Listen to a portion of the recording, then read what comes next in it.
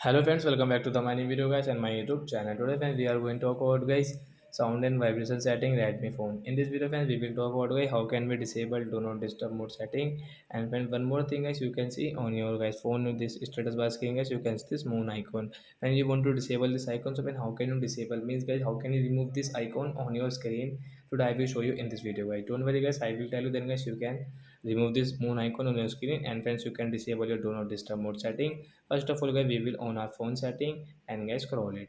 Friends you can see guys your sound and vibration setting guys, tap here guys. Again scroll friends, you can see sound setting guys, tap here friends. You have to click on this regular sound means then guys your all sound will work normally, and friends come back friends, you can see your do not disturb mode will disable, and friends this moon icon will remove on your screen guys. So like that guys, you can disable your do not disturb and you can remove your moon icon on your screen in your Redmi phone. So that's it guys, thanks for watching the video guys.